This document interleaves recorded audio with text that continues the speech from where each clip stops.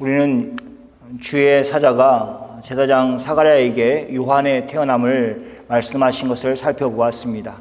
이 요한은 예수님이 오시기 전에 태어나서 주의 길을 예비할 사람이었습니다. 선지자가 예고하였듯이 그가 태어났습니다. 그리고 지난주에는 주의 천사 가브리엘이 마리아에게 나타나 성령으로 잉태하여 아들을 낳을 것이라는 기쁜 소식을 전하였습니다. 중요한 것은 그 사람이 어떤 주위에 있는 사람인가가 중요한 것이 아니었습니다. 하나님이 사용하시면 평범한 사람들도 특별한 일을 감당하였습니다. 그러므로 평범한 사람일지라도 하나님께 기도하고 하나님의 일을 감당하는 자세를 가져야 합니다. 하나님이 그 일을 맡기실 때에 그 말씀에 순종하고 하나님과 함께 일하는 자세를 가지는 것이 중요합니다. 마리아는 평범한 시골 출신의 어린 여자였습니다. 그러나 하나님이 구원 계획 가운데 그를 크게 쓰시기로 작정하셨습니다. 그것은 자신의 생각으로도 도저히 일어날 수 없는 일이었지만 그녀는 그 속에서도 하나님의 말씀에 순종하였습니다.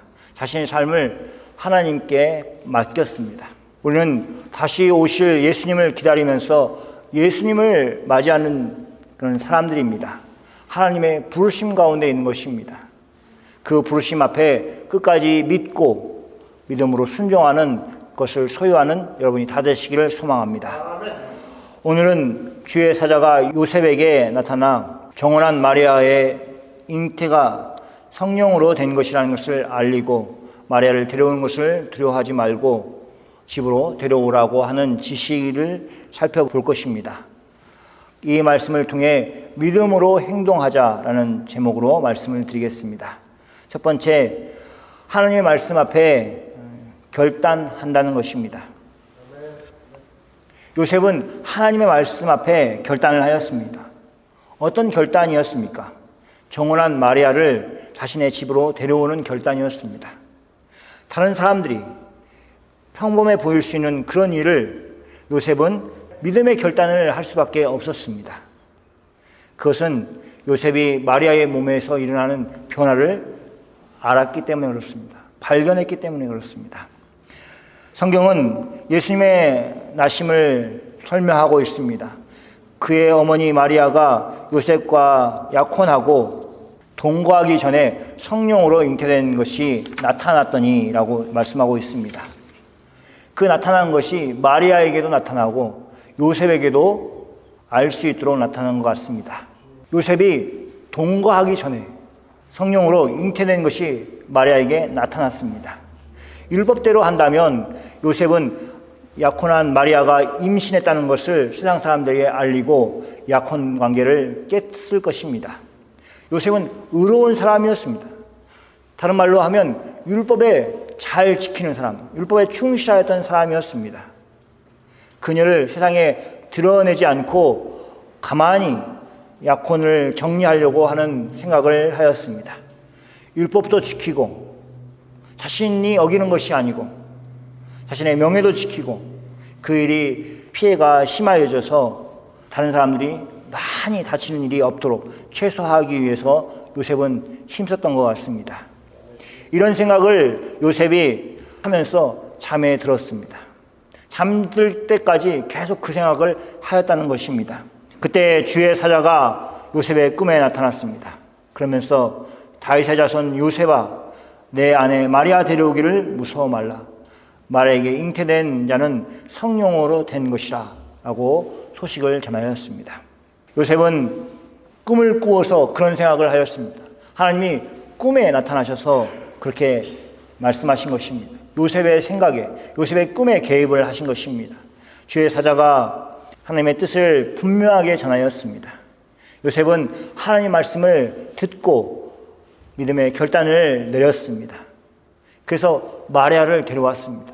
우리는 이런 결단의 순간을 맞이할 수 있습니다. 그 순간마다 믿음의 결단을 내리는 여러분이 다 되시기를 소망합니다.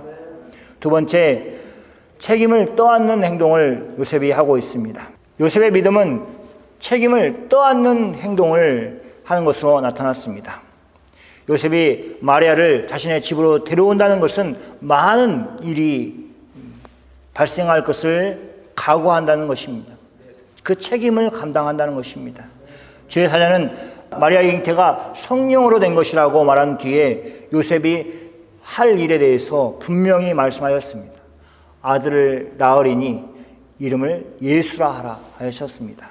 요셉이 마리아를 데려온 것은 현대적인 의미에서 단순히 사랑 때문에 책임지기 위해서 그렇게 데려온 것이 아닙니다. 마리아가 얼굴이 이쁘다든지 뒤에 배경이 좋다든지 그런 것을 보고 요셉이 마리아를 데려온 것이 아닙니다. 그는 이유라면 이것입니다. 하나님 말씀에 순종하였기 때문에 마리아를 집으로 데리고 왔습니다. 마리아가 없었다면 예수님이 이 땅에 오시는 일이 일어날 수 없었을 것입니다. 요셉이 없어도 예수님의 탄생은 가능하였습니다. 그런데 요셉이 왜 필요했습니까? 요셉이 필요하는 이유에 대해서 오늘 본문에서 다룰 것입니다. 요셉이 꼭 필요하였습니다. 마리아에게도 예수님에게도 꼭 필요하였습니다. 왜냐하면 예수님이 메시아 곧 그리스도가 되시기 위해서 공식적으로 증언을 할 역할을 요셉이 감당하였기 때문에 그렇습니다. 유대 사회에는 성인 남자가 증인의 역할을 하였습니다. 예수님의 부활을 보고도 여자가 그것도 2명이나 그 소식을 전하여도 아무도 믿지 않았습니다.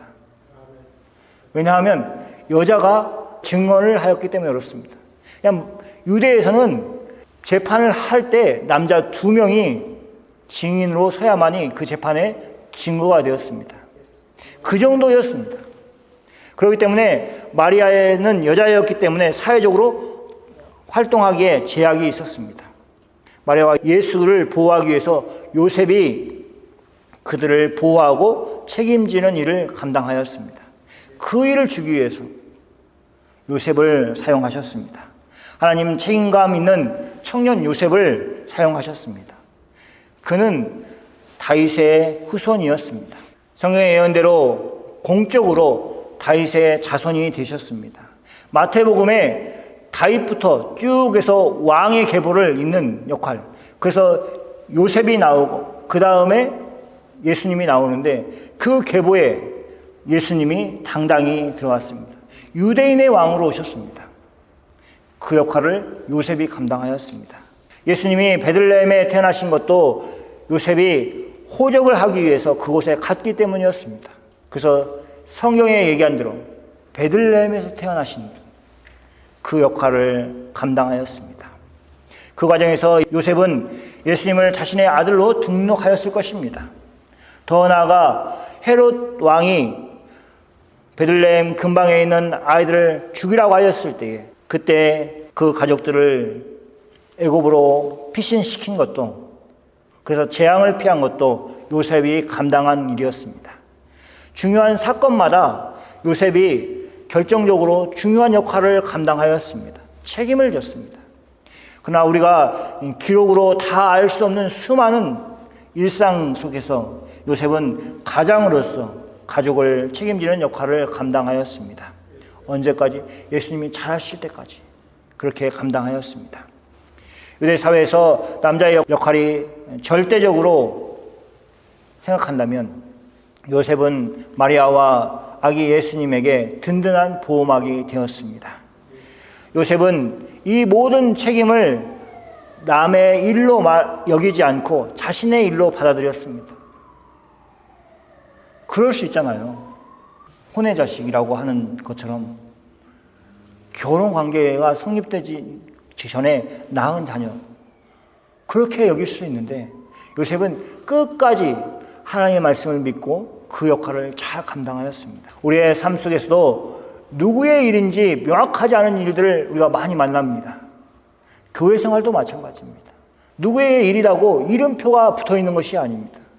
회사라면 누구라고 딱 지정을 하겠지만 모든 공동체에는 그런 일들이 많습니다. 그런 일에 내 일이 아니다고 여기는 사람들이 모여서 공동체를 이룬다면 그 공동체가 잘 진행될 수가 없습니다. 잘 유지될 수가 없습니다. 좋은 공동체는 서로 책임을 떠안는 사람들이 이루는 것입니다. 교회 생활을 자원하고 또 섬기는 마음으로 이루어 가야 합니다. 하나님이 우리에게 그런 마음을 주셨습니다. 이것은 어느 집사님 일인데, 어느 장로님 일인데, 어느 권사님 일인데 이렇게 해가지고 교회를 이룰 수가 없습니다. 그러면 교회가 정말 회사같이, 왜 저 사람 저 일을 안 하는 거야? 왜 우리 불편하게 안 하는 거야? 이렇게 생각할 수밖에 없습니다. 하나님의 은혜를 받고 그 은혜를 받은 것에 감사하여서 자연스럽게 서로 섬기는 공동체가 되어야 합니다. 우리 서부교회가 그런 공동체가 되기를 소원합니다. 요셉은 갈릴리 나사렛 출신의 평범한 사람이었습니다. 그러나 그는 주의 사자의 말을 듣고 정혼한 마리아를 데려오라는 그 말씀에 순종하였습니다. 자신이 예상하지 못하는 수많은 수고와 책임이 뒤따르는 것을 기꺼이 감당하였습니다. 신앙생활이란 우리가 믿음으로 고백하는 그 신앙을 삶으로 지키는 것입니다. 그러니까 입으로만 하지 말고 행동으로 하라는 이유가 거기에 있습니다. 그 길에서 반드시 책임이 따릅니다. 책임지는 일이 있습니다. 그리스도인이라는 명패를 들었으면 그리스도인답게 우리가 다 살아야 하는 것입니다. 그때 책임을 떠안는 여러분이 되시기를 소망합니다. 그럴 때 하나님께서 여러분을 책임져 주시는 은혜를 주실 것입니다. 세 번째, 말없이 지속되는 순종입니다. 요셉의 믿음은 말없이 그러나 지속되는 순종을 보이는 것이었습니다. 성경은 요셉이 잠에서 깨어 일어나 주의 사자의 분부대로 행하여 그의 아내를 데려왔으나 라고 기록하고 있습니다. 그냥 꿈 한번 잘못 꾼 것으로 생각할 수 있잖아요. 잊어버릴 수 있습니다. 그러나 요셉은 그러지 않았습니다. 주의 사자의 말을 무겁게 받았습니다. 요한의 아버지 제사장 사가랴를 예를 들어서 설명하면 이렇습니다. 성전에서 주의 사자가 그에게 말하는데 듣고 그 말을 믿지 않았습니다. 자신과 자신의 아내의 나이가 많고 나이가 들었다는 것을 생각할 때에 도저히 자신에게 일어날 일이라고 생각하지 않았습니다. 믿지 않았습니다. 전능하신 하나님을 섬기는 제사장임에도 불구하고 그렇게 하였습니다. 자신의 상황을 앞세우고 천사의 말을 믿지 못하였습니다. 그 결과 그는 천사에게 자신의 불신하는 이유를 설명을 하였는데 그 설명이 오히려 그의 믿음 없음을 드러내었습니다. 이런 이유 때문에 믿지 못하겠습니다. 이렇게 하는 그 말이 합리적인 말일 수도 있는데 결국에는 믿음이 없다는 것을 드러내었습니다.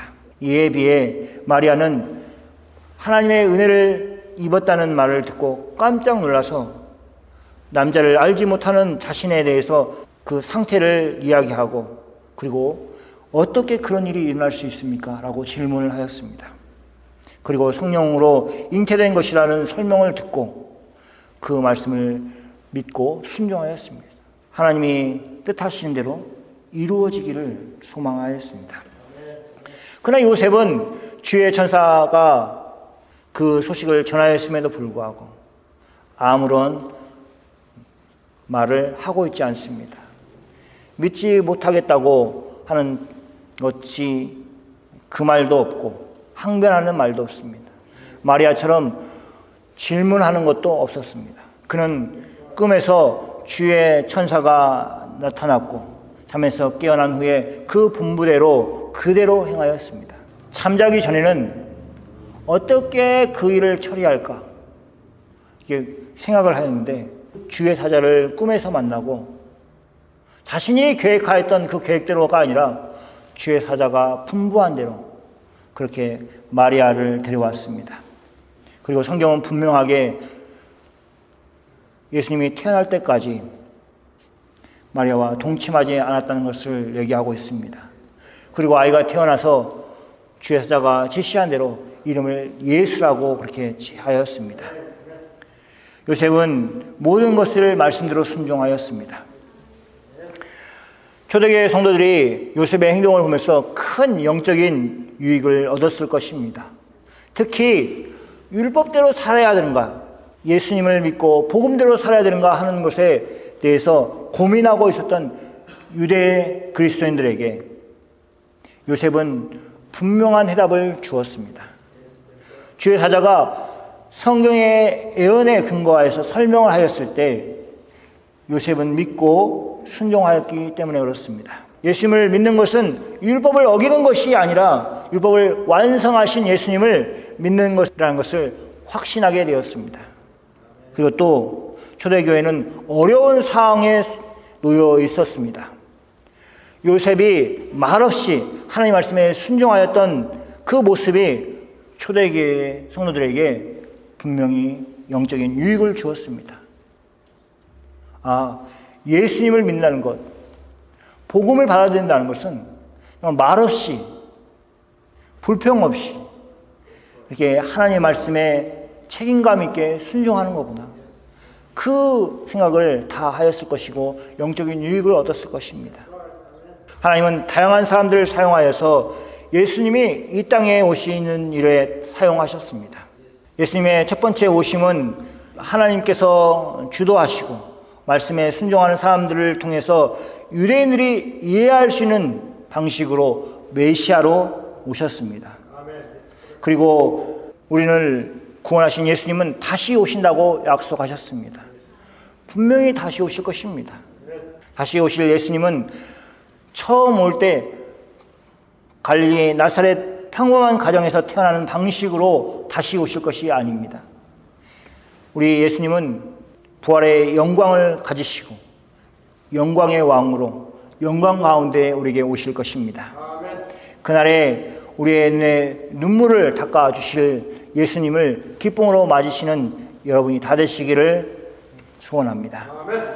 주님을 위해서 충성되게 살다가 주님 오실 때에 착하고 충성된 종아라는 칭찬을 받는 여러분이 다 되시기를 축원합니다. 기도하겠습니다.